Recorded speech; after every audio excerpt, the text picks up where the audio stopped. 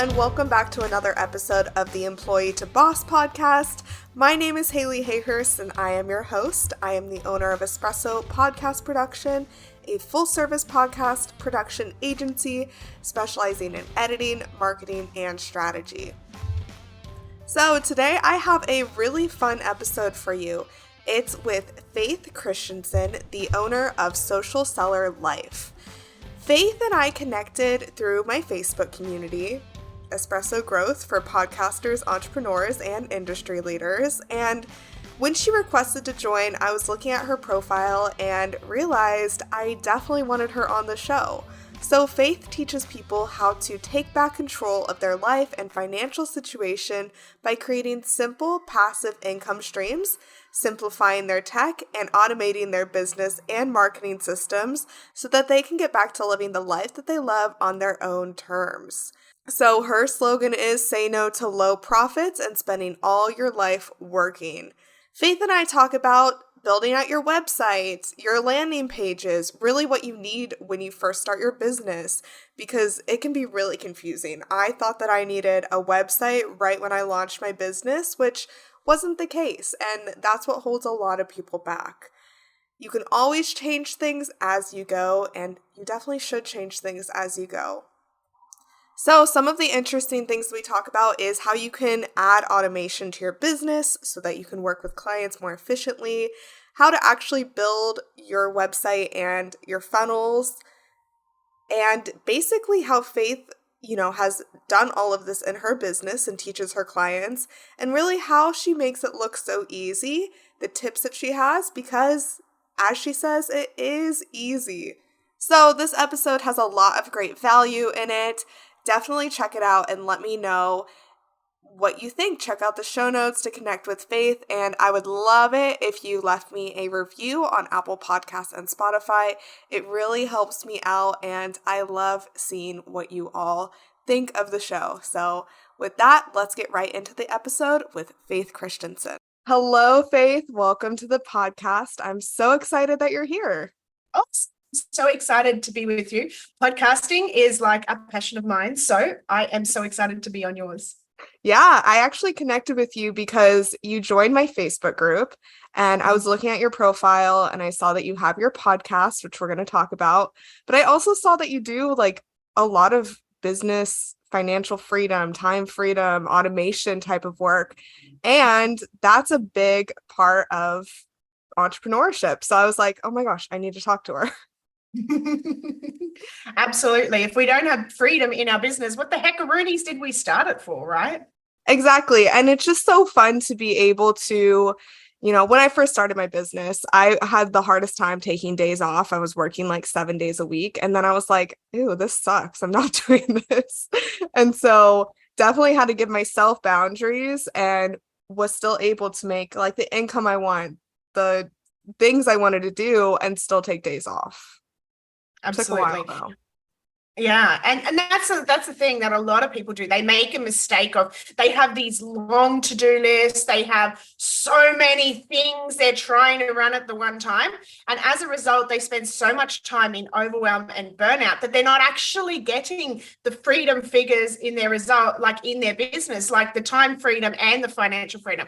A lot of people are focusing on financial freedom, and then they forget, the whole reason we started our business was to have time freedom as well as money. Because if you're just earning money and you're just stuck behind a computer screen, you're going to end up hating your life and start to feel a little killer, Yeah, you're going to be like, what the heck did I do? Corporate, here I come. So Tell us about like how you got into this. Like, what is your background in? How did you start your business? I'm so curious. So originally, before I was doing funnel building and simplifying businesses, I was actually running a foundation in Africa. So if you want to talk about working long hours, I worked really, really long hours. And I just got to the point where I'm like, I can't do this anymore. I've had enough. And I had to make the decision to shut a functioning six-figure business, if you ever had to shut a business that was earning money, You want to talk about limiting beliefs and scariness that comes up. So I was forced to, at the time, go through a divorce and start from absolutely nothing again. But the good thing is that I am starting with skills. So sometimes we feel like we're starting from scratch and it's so scary, but we're never starting from scratch. We're always starting from experience. So I made the decision, well, what am I going to do? I went to China, really bad choice. Like that was such a hard, importing from China because I was used to e-commerce was just overwhelming. So I went, well, what else can I do? Well, I was really good at growing six-figure businesses because that is just what I had. And I had simple systems that I use because I don't know about you. I always had the long to-do list, but not much of it got done. I would only focus on the really key things. And that is what became the basis of Social Sellers. It's focusing on the highest 20% activities that bring the 80% of results in our business, and then getting off our computer and getting back to living a happy life. Because there are a lot of things on our to-do list that don't need to be done when we're just a solopreneur, when we're scaling, that have like low conversions. Like I'm not going to sit behind a computer for 10 hours for something that gives me a 1% conversion. It's not on my list anymore. So that's how it started. Myself burning out, hitting the ground and going, okay, nah, this is not what I want to do anymore. I want freedom in my business. And I'm passionate about showing other people that they can do that as well. Yeah. And without hitting that SOS rock bottom moment that you probably want all of your clients to avoid, right? Yes, I really do, because I can tell you when you're sitting, my rock bottom moment came when I was sitting in hospital with my mum. She had dementia and she had been in there so many times in a couple-week period. And I had website clients where I wasn't charging enough for my services and they were just incredibly demanding. And I was sitting looking at her. She was so confused, because of the dementia. She had broken her hip, which is one of the most painful breaks that you can have. And I was angry at her. I wasn't compassionate. I was angry at her for interrupting my business, and she could see my stress and frustration. And I honestly thought my head was going to explode, which bonus, I was in a hospital if it did. But that moment I hit bottom and I'm like, nope, something needs to change, And that's when you decided to stop your six-figure business. And then what was the next step? Like, what did you do next? So then I did what most people don't do. Like I actually quit my website building business for a minute. I stopped and I actually looked at every activity that I was doing in my business, all my clients, which ones made me happy, which ones could I get results for? And I stripped everything back and created a new list. And I actually came up with the Explode Your Sales Blueprint as a result of that. Stripping everything back and going, okay, well, and starting with the end in mind, because a lot of people, they build their niche, they build their products, and they have no clue what their freedom goals is, or they write down a figure on a piece of paper that an expert says, right? Wow. Like our goal should be $20,000 a month. And, stuff time freedom, like that's your goal, because that's a minimum metric that anyone can live on, right? Like, because that's just, and it was just crap. And I started with, okay, well, how much do I want to make a month? What are my bills? And what is the point that I would be comfortable living, where I could afford the cleaner or the holidays or whatever. And then once I knew my goals and how much I wanted to work in my business, I created a business that worked with that rather than creating a business and trying to fit life around it. That makes a lot of sense, because I know a lot of people, when they start their business, they're like, ooh, I'm going to make entrepreneur money. I'm going to make six figures in my first year. And it's like, okay, but do you really want that? Like, of course we all want to make money, but like, do you need to make six figures? Do you need to make, like, literally, how much do you actually need to make? And then aim for that before you aim for your next level. When I started my business, I'm 2 years in. I had absolutely no idea what I was doing. I was like, oh, I want to do this and this and this. And, now I have solidified it to a system that works for me. But in the beginning, like, what advice do you have to people? And also, like, what level of business are your clients in? Like, how long have they been in business? So the key thing that I would suggest to everyone is simplify and automate, right? Simplify, know exactly what product brings you the highest income. Because some people, they have 50 lead magnets, 400 low ticket products, and never finish creating. And because they're in tech overwhelm and content creation overwhelm, they're not reaching their financial figure. So pick one thing, like what you were saying, pick one thing that's your signature product. Make sure that it can reach your financial goals. Like if you have a 10K financial goal and you're doing strategy calls for free, or you're doing strategy calls for $100, do the math. Most people are not doing the math. If you have a $100 product, you need to sell 10 of them just to reach 1,000. You need to sell 100 of them to reach 10,000. And how many people say yes? Let's just say 1 in 10 people say yes. That is a lot of damn traffic you have to find every single month for your business because you've priced yourself too low. So you need to know your financial freedom figure. You need to know the time that you want to spend on your business, because if you need to drive that much traffic, you're going to be spending a lot of time. And you need to know how you can reach your goals fast.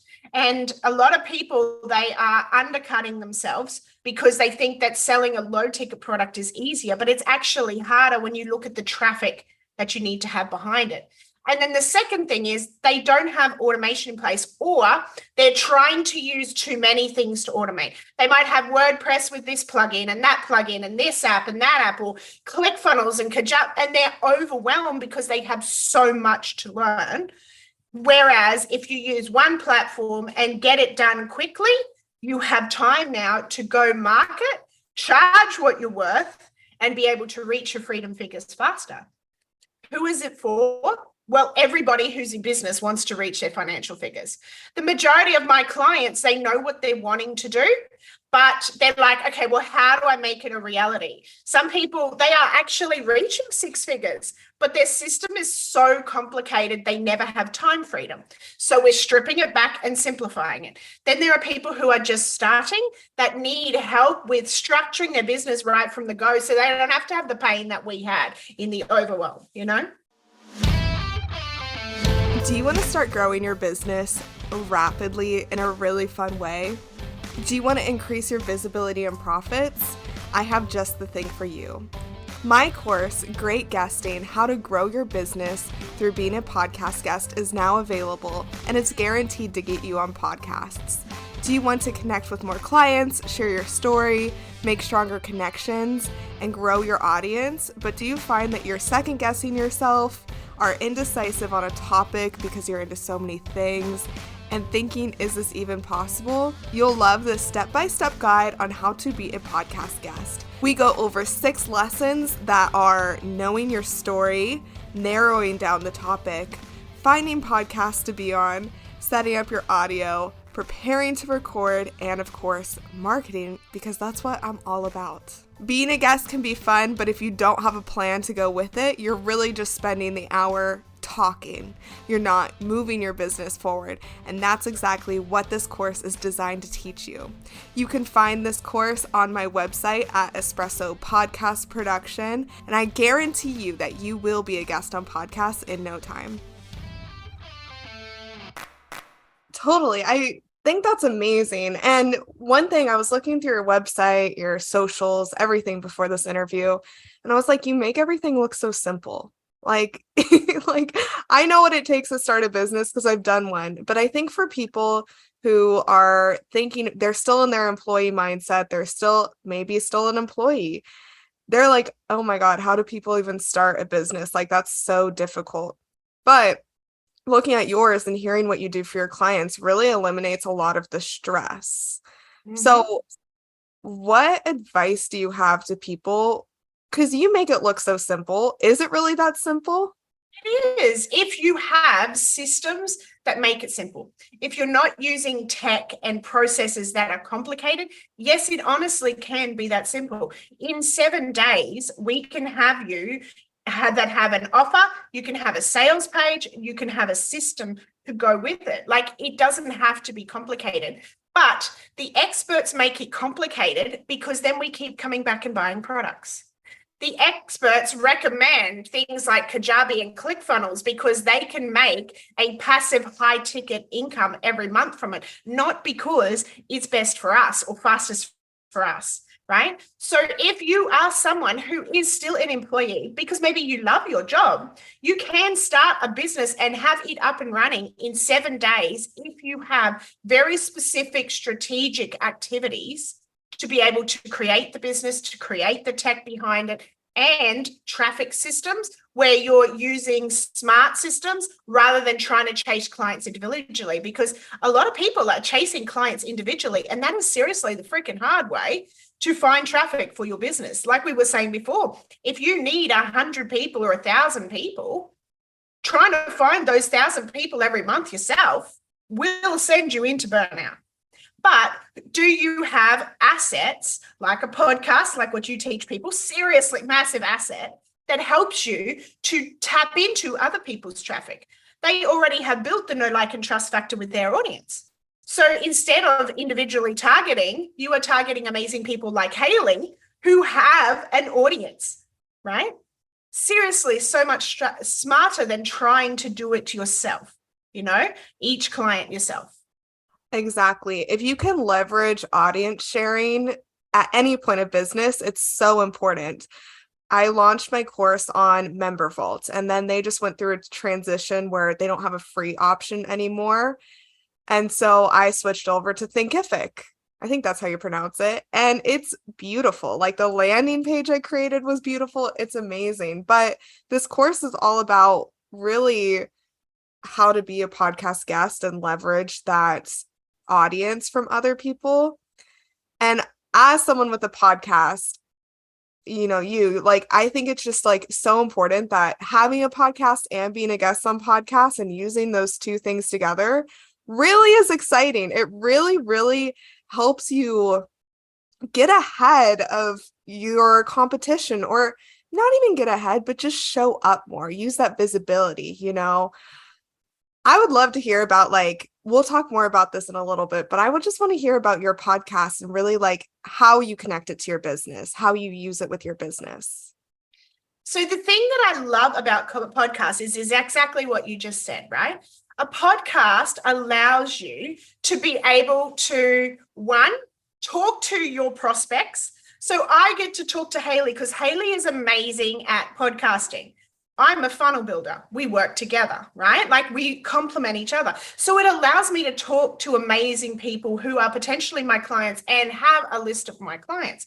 The same with you. Your podcast allows you to get into audiences that have audiences. So it is an amazing tool for that. The other thing that a podcast is great for, it's building your authority. Whether you do podcast episodes yourself where you've identified an objection that people have to your product or service, and you overcome that objection with a story and practical whatever around it, your podcast episodes are not only a way for you to meet amazing people, but they are a way that you can say, that is an amazing thing that you are having with. I completely understand what you're saying. I did an episode actually on that exact objection. Obviously, you don't say objection, but I did an episode on that. You should listen to that. It's now a conversion tool for you. And of course, in your podcast, you can be putting ads for your own products, pre-roll, mid-roll, and you can be even monetizing with guests. You can have them, sponsor the show or whatever. So there is just so many monetization opportunities with a podcast that I never even knew when I started my podcast. My podcast was just started to help people who couldn't necessarily afford my services. I love that. I love that. And I mean, podcasts live forever, so people can find your episodes years from now. I want to get back to really the web and funnel building aspect, because that's where you're an expert in, right? That's where you really shine. And again, with automations, just like podcast episodes live forever, automations can live forever. And so I know a big thing when I was starting my business is I was confused about lead generation and having those freebies and things like that.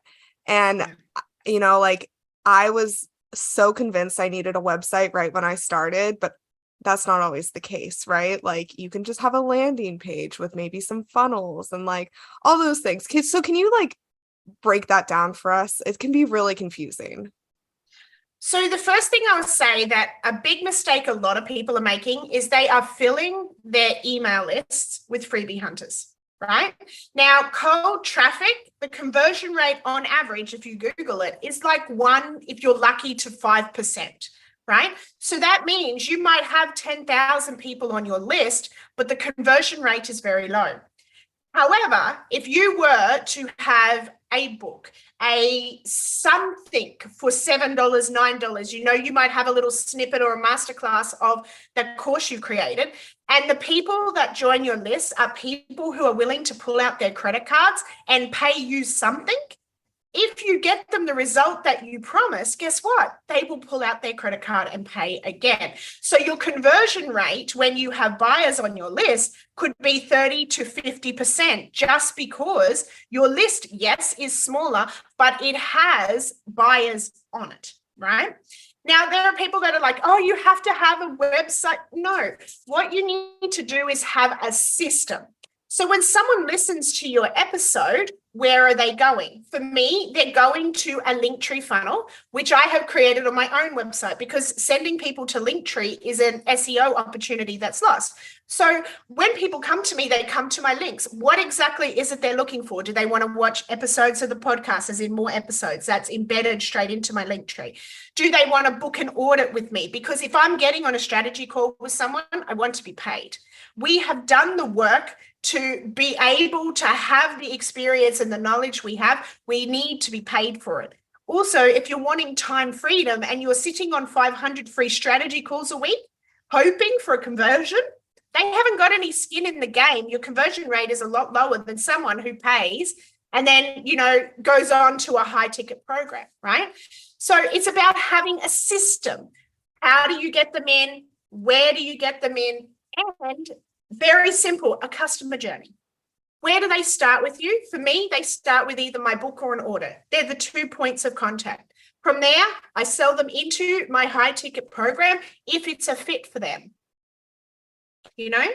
So have a simple customer journey, because if you're not reaching 10K or whatever your financial freedom figure is, you need one product that can get you there and one entry point. That's it. Then focus on getting the people to the funnel. Forget the homepage. You can create a homepage, and I prove it in 60 minutes, right? Like you're saying, simple landing page, who am I, blah, blah, blah. But the main money comes from the system you're putting them into to get them in as quick as steps as you can to paying for your high ticket or even your mid-ticket program, like your course, Yeah, totally. That's a really good point, because I host webinars where I teach people like how to do podcast marketing, how to start a podcast, those type of things. They're typically like an hour long, but I charge $5 for them. It could be free, but I charge $5 because then they show up, they're ready to pay, like they're actually interested. And, I've had some other people in business like, oh, $5, like charge more or just make it free. I'm like, it's not the money. I'm not doing this for the money. I'm doing this for them to feel accountable, to show up and actually like invest their time into this. 100%. That's a really good point. $5, if you're looking at just the back end of it, $5, your fees from Stripe or whoever you use is high, right? Go to $9, because $9 to learn the what of podcast marketing is nothing. It is nothing. And if they're not willing to pay $9, how are they going to pay for your high ticket production, thing, or even your strategy calls? So many people are doing free strategy calls, and it's just freaking crazy to me. I would rather get on less calls and earn more, get on less calls, help better, because when you're paid for it, you're more motivated to show up better. And like you're saying, free webinars is so oversaturated. Yeah. Everybody does a webinar, and we all know what a webinar means. It means pitch me for 60 to 90 minutes. So I love that you're not doing that. You're not. Yeah. Oh my gosh. I am like so guilty of this. I'll sign up for so many free webinars and then they'll just live in my email. But you're not the only one. You're not the only one. free lead magnets and all of that kind of stuff has become white noise. We all sign up for it, meaning to do it, but because there's no money in it, there's no skin in the game, we mean to do it. And then we're like, who the hell is this random person sending me an email? And we unsubscribe. Or we don't open it, right? So doing it your way, you're building authority so much smarter than just the strategy that's get as many free people on your list as you can. And at the end of the day, you pay for your email list. You have 5,000 subscribers for X amount, 10,000 for X amount, right? So why would you be paying for people when there's a 1% conversion rate? Pay for the people who have already proven they pull out their credit card. It's such a better strategy for business. I agree. Yeah, definitely. And I like what you said earlier about how you have really two entry points of how you work with people, or you know, get them into your funnels. It's your book and then your strategy calls. I was seeing that you have this audit, this accelerator audit, where you look at people's business to really see where they can take back time and freedom and, you know, create those passive streams of income. Can you talk to us about your audits and like who they're for and how people can really look into that if they're interested? So my audits are designed to help people strip the fluff, okay? To help them get out of overwhelm, to help them know what steps that they could be doing right now that's going to grow their income faster and also their time freedom faster. So we look at every part of the Explode Your Sales Blueprint, from your audience right down through your market. Do you have a method? Because a lot of people don't have a signature blueprint that they get people from A to B. They're kind of just winging it. Right? And that doesn't work if you want someone to pay $3,000, $5,000, $10,000 for a service, you know? So we look at all the components of the Explode the Sales Blueprint, and we look at where they can strip it and amplify their profits and also be able to get their time freedom back again. Because at the end of the day, that is what we are in it for. We are in it for the financial freedom, but also the time freedom. Totally. And I love how everything in your business is so, you know, cohesive. I could tell you had a strategy when you did this, right? Like your strategy calls are connected to your coaching, and your book, you're a best-selling author. This book is connected to everything. So it's not like they're going to sign up for a random freebie and then you're going to try to sell them something else. You are having them come in at a topic that they're interested in, and then you continuously stay on that topic. And I think, you know, business when you first start out can totally be like a trial and error of like, oh, what am I interested in? What is my audience interested in? Who is my audience? But I love that you really help people like take away that confusion. How long did it take you to get to this very strategic, you know, matter-of-fact way of knowing what your topic is, and these are the ways that you're going to get your clients into your funnels? Like, how long did that take? So creating the system that allows me to simplify took 2 years, right? To understand exactly what are the key things that I like about clients, what are the key things that we need to have, took me a couple of years to find the system.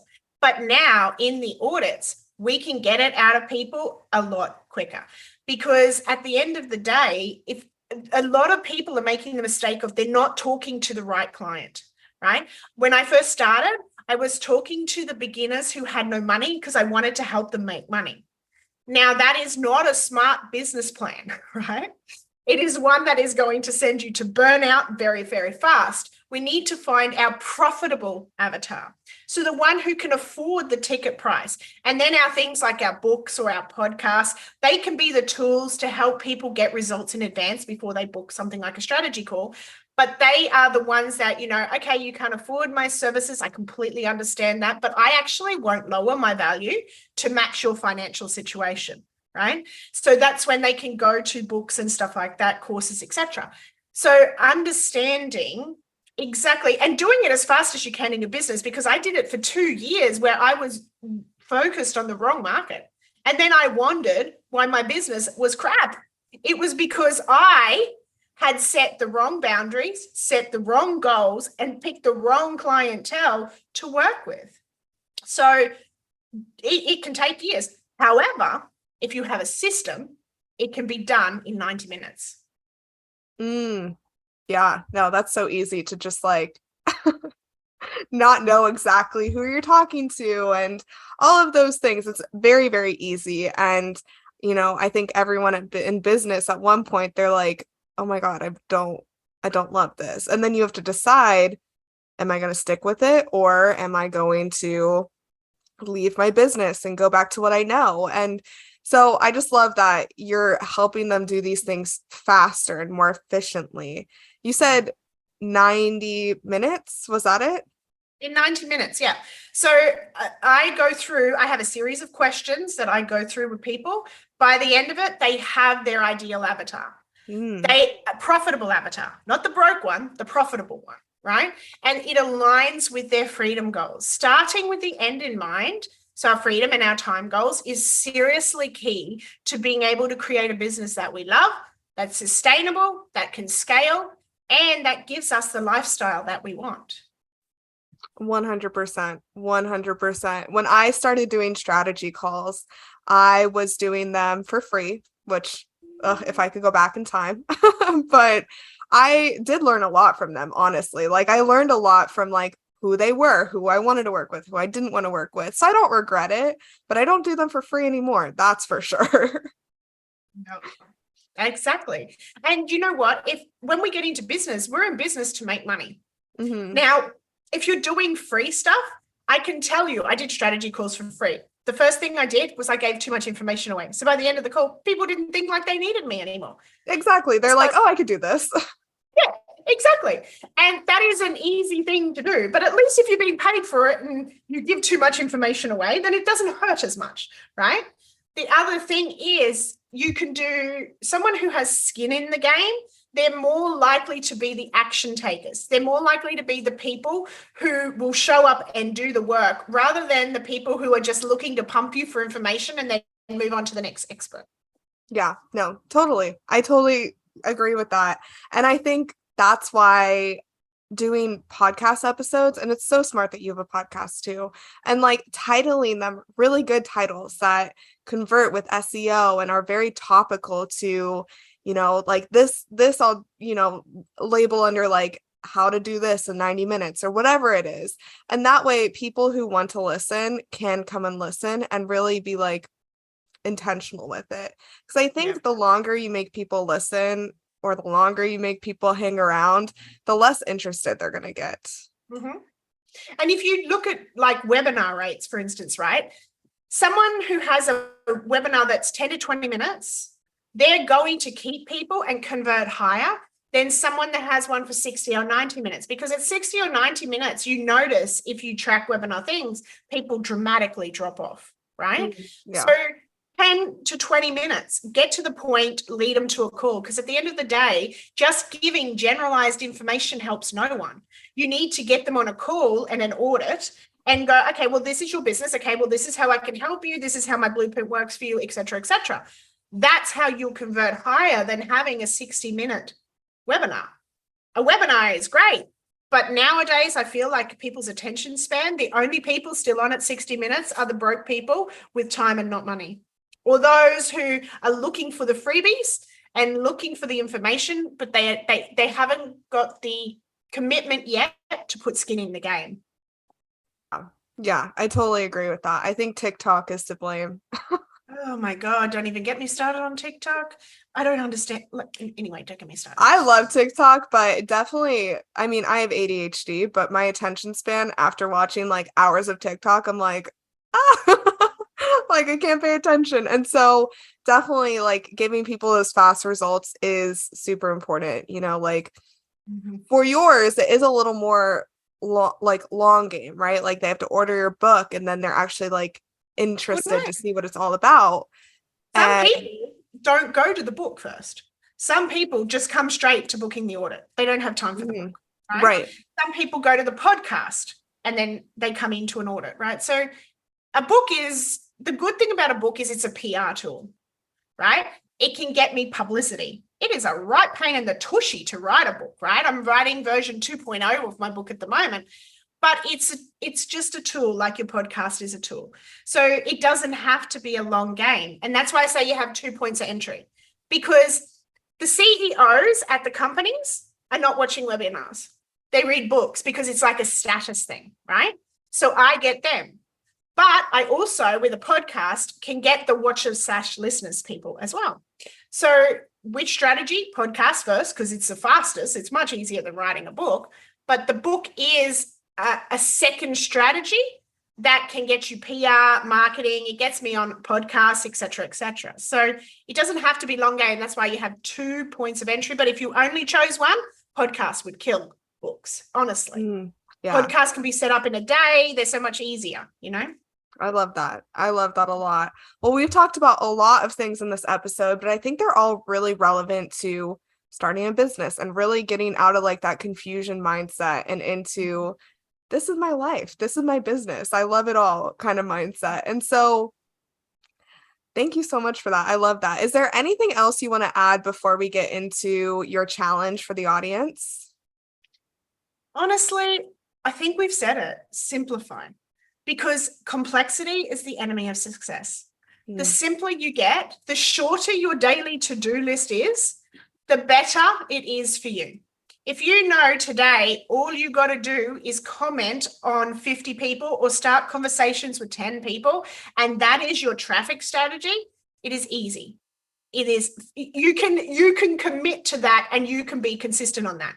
But when it's like, I have to do this and I have to post on this and then I have to post on this content and then I have to go and do, it's too much. Focus on the highest 20% of activities that bring 80% of your results with your best clients, right? Not the ones that drive you crazy balls. So that is honestly the biggest tip. Simplify, and then obviously have the automation behind you so that you don't have to be booking every person manually. There's a form, it's done, they fill out the questions, you can investigate them, they can book themselves, you're done. You don't have to be hands-on because that saves so much time. Yeah. Oh my gosh. If I didn't have Calendly, I don't know if I'd have a business. And I've done it without Calendly, and I wanted to shoot myself, especially when you're someone like me who works across multiple time zones. Oh, yeah. Oh my gosh. What a COVID problem, right? But I think it's awesome. Like during the pandemic, we were able to connect with people virtually who live like down the street. And then we were like, oh, what if I just connect with someone like you who's in Australia? It's just as easy. And the good thing about it is I live in Australia with a really crappy currency. So I can connect in and leverage stronger currencies. Yeah. You know, that's what having an online business is about is, well, how can I leverage currencies? How can I leverage my time? And how can I be a global business rather than just looking at my hometown, which the socioeconomics in my hometown is kind of crappy, you know? Yeah. So you can live somewhere crappy, you can have a job somewhere crappy, but you can still have global influence by having a smart business. That's a good point. That's a really good point. Well, I've loved this conversation. I end every episode with you, the guest, sharing 3 actionable steps that the audience can start with today to grow their business. So what do you challenge the audience to do? Find the product in your business that can reach your financial goal. If you had no other products in your business, this one thing could reach your financial goal in under 5 to 10 clients a month. So if your goal is $1,000, then you need a product that's at least $200, right? So I would say find your signature product. And you know what? If you have $1,000 goal and you have a $500, $1,000 product, you need one client. Like, how less overwhelming is it to find one client? The next thing is put a strategy. Number 2, what is your system to get people into that system? So like for us, we've talked about strategy calls. Okay, so we have a strategy call that goes to that product, a paid strategy call, because that then is a income source as well. And then like you're saying, what is the free component in part of that? Podcast, social media post, right? So have a very simple, strip your business to that. Until you're making 10 to 20K a month, even if that's not your goal, until you reach those kind of numbers, you don't need more than that. On the back end, how are you going to retain clients? So you might have a 3-month coaching program. What component of that is something that they need to keep paying for? Because if we don't have to keep finding clients and we can create residual income, that's a bonus. So those are the things that I would say. And then know who you're targeting specifically to one person. Who exactly is it? What are their pains? What are their life desires? What are their goals? Really nail that avatar, because that will save you so much pain when it comes to finding people and connecting people on social media, and also converting people into sales. I love all of those. Thank you so much for sharing those, Faith. Where can people connect with you? So I spend my time on Facebook, so coming to Social Sellers Life, or my personal profile, Faith Christiansen, and also LinkedIn, Faith Christiansen on LinkedIn. Awesome. Well, thank you so much for joining me. I have loved this conversation. I will put everything down in the show notes, but this was so fun. Thank you. Thank you so much for having me. I absolutely love that you're teaching people podcasting, because it seriously is such a good bridging free thing, it's so good. It's so much fun too. My whole life is podcasting. I'm I could talk for hours. Thank you. Thank you for listening to the Employee to Boss podcast. If you made it to the end of this episode, I hope that you implement the actionable steps from this week's experts so you can get started with your business today. Please rate, review, and subscribe to the Employee to Boss podcast on Apple Podcasts, Spotify, YouTube, or wherever you listen to your podcasts. It helps more than you could ever imagine. Remember, a little progress each day leads to big results. We come out with a new episode every Tuesday. To access our show notes, transcripts, and courses, please check out espressopodcastproduction.com.